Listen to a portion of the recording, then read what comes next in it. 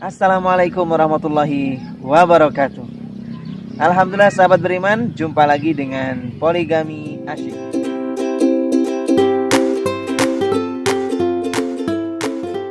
Alhamdulillah di video kali ini seperti yang sudah kami janjikan, gak berpanjang lebar, kami cuman mau cerita tentang adab-adab poligami. Maka jangan lupa subscribe nih channel kita Poligami Asyik. Lalu jangan lupa di like, di share, tulis komen ya. Kalau mau pertanyaan silahkan tulis di pertanyaan.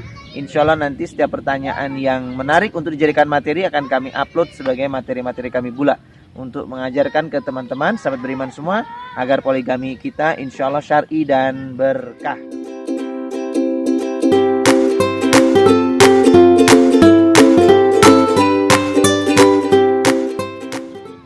Baik sahabat beriman semua yang dirahmati Allah, dicintai Allah Subhanahu wa taala. Kali ini saya kebetulan berada di tempat wisata di Magelang. Perbatasan ini namanya di Selopas ya, daerah yang sangat dingin sekali di daerah puncak gunung ini ya. Alhamdulillah kita kembali ngobrol-ngobrol akan membahas masalah adab-adab poligami. Banyak yang nanya karena adab itu penting sekali ya teman-teman. Kenapa penting adab itu? Karena al-adab qoblal amal. Seperti yang sudah kita sampaikan sebelumnya itu al-adab qoblal ilmu, al-adab qoblal ilmu. Jadi sebelum kita belajar banyak, kita harus pakai adab dulu. Termasuk untuk berpoligami. Poligami ini termasuk amalannya, perbuatannya. Maka harus ada ilmu dan harus ada adab di sananya.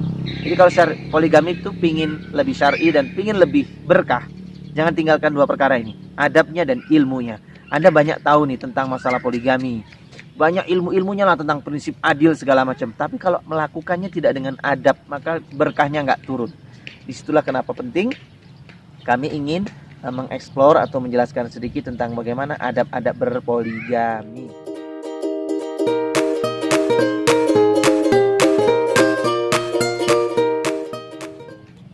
Baik sahabat beriman yang dirahmati Allah, bersama kami masih kita lanjutkan lagi ya tentang adab-adab poligami. Baik, yang pertama, apa mesti adab yang kita lakukan nih sebelum berpoligami? Yang pertama, antum bil khusus para laki-laki, ajari dulu istri kita semua ya, ajari dulu istri tentang syariat poligami. Bimbing dia, gak usah tahu-tahu ujuk-ujuk minta poligami. Dia shock duluan. Kalau sudah shock gitu, mau diajak belajar poligami sudah nggak mood. Mau dikenalkan dengan apa itu syariat poligami, hukum-hukum poligami, diajak majelis taklim, ajak membaca kitab sekalipun, dia sudah antibody, sudah bukan antibody ya, apa namanya? Ya sudah antipati ya, namanya antipati. Kenapa antipati? Ya karena sudah tahu bahwa diajak pengajian itu modus, tujuannya karena pingin poligami segala macam. Nah oleh karena itu istri itu jangan langsung diajak poligami. Jangan diajak, tapi apa? Ya langsung diajari aja ilmu-ilmunya, diajari, diberitahu wawasan poligaminya gitu, dipersiapkan mentalnya. Tanpa kita harus ngomong kita akan poligami, nggak perlu itu. Nanti kalau dia sudah tahu dengan sendirinya, sadar dengan sendirinya, dapat wawasan dengan sendirinya, maka insya Allah nanti ya otomatis lah. Nanti dia akan berpikir untuk mengamalkan ilmu ini gitu ya, ilmu poligami. Jadi yang pertama yaitu adabnya apa? Ajari istri, didik istri ya, ajari istri dan didik istri, dan jangan tahu-tahu minta poligami. Ya stres dia. Maaf ya, keluhan yang paling banyak itu apa coba? Keluhan para istri yang tiba-tiba suaminya bilang, "Dek, abang mau poligami. Jadi kamu siap nggak siap, kamu harus terima ya. Abang pokoknya mau poligami, kamu suatu saat abang pasti poligami. Pokoknya siap nggak siap kamu harus terima karena ini syariat Allah." Ya stres lah para istri kalau kayak gitu caranya. Adabnya nggak begitu. Nggak usah ngomong aku mau poligami. Sombong dia. Ngomong kayak gitu tuh sombong nih menurut saya. Kenapa? Kayak laki-laki yang sok berkuasa gitu. Kalau Allah berkehendak besok dia kena stroke, gimana coba kalau besok kena stroke? Siapa yang mau sama dia gitu? Tahu-tahu besoknya dia meninggal dunia. Cita-cita itu omong kosong, nggak jadi semuanya.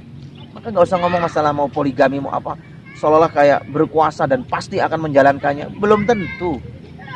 Sudah jalan, antum bersemangat pokoknya mau poligami, siap nggak siap kamu harus siap. Nah kalau ternyata istrinya nggak siap, nonsen kan, berarti dia nggak poligami, tetap aja monogami. Kenapa?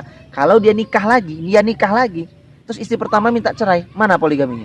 Nggak ada poligami, nggak, tetap kembali monogami, cuman ganti istri aja. Istri memang dua, pernah dua, tapi kan akhirnya jadinya monogami lagi.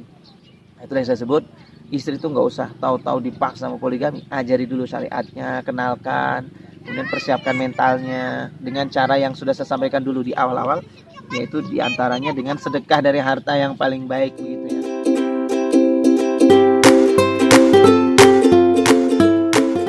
Selanjutnya, itu adab yang pertama. Adab yang kedua, kita harus preambul juga ke orang tua kita, bil khusus ke ibu.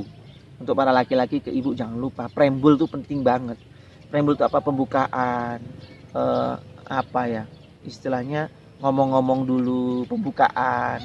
Dikit-dikit bahas, kapan-kapan sambung lagi, kapan-kapan bahas, sambung lagi. Jadi jangan terus-terusan dibahas, jangan. Dikit-dikit gitu. Begitulah adabnya. Jadi orang tua kita nggak kaget gitu. Begitu pula saya ya, mohon maaf.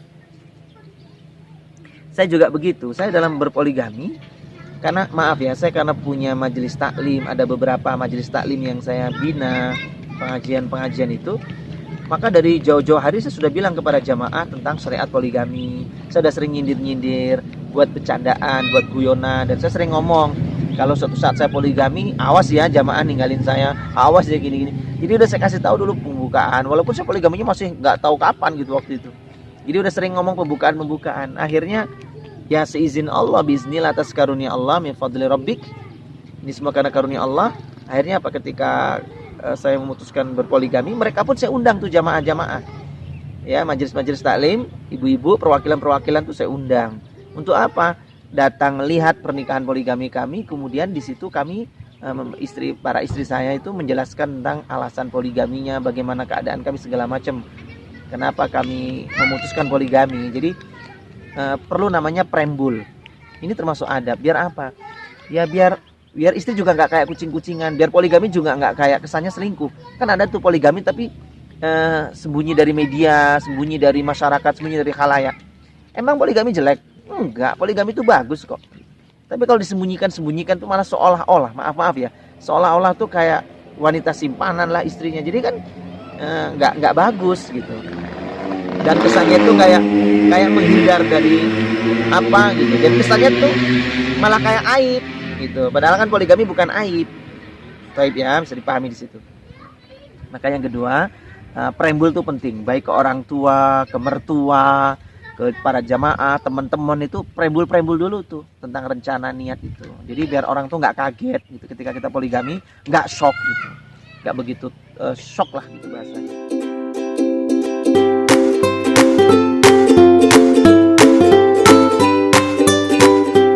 Nah yang ketiga, adabnya apa?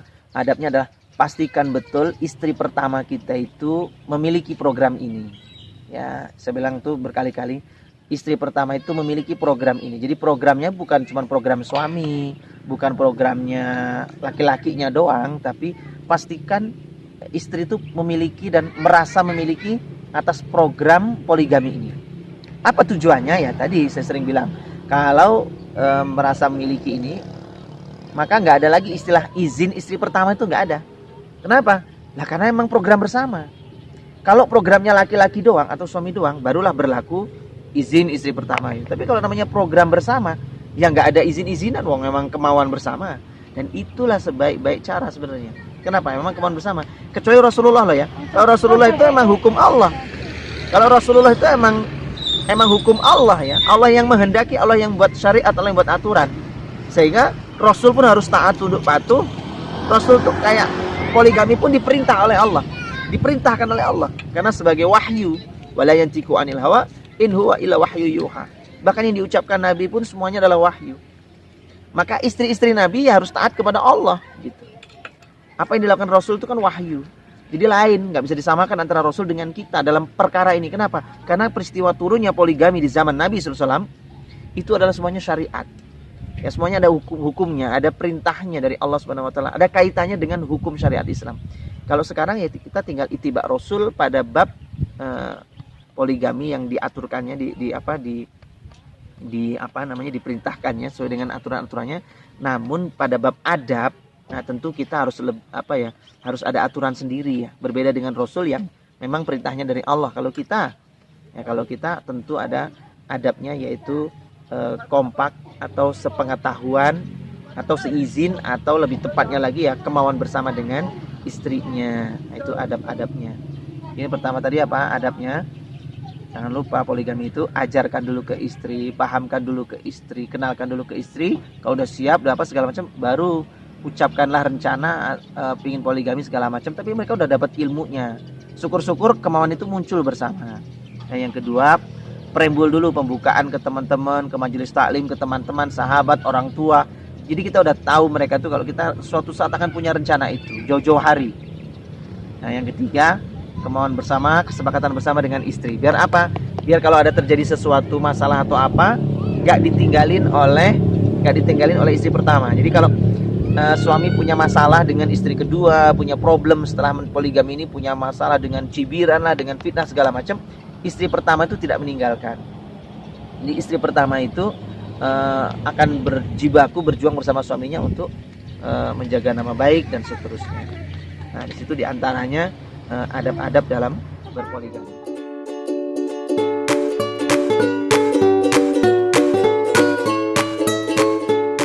Baik, ada berikutnya apa? I'lanu nikah hukum, diiklankan juga, diumumkan.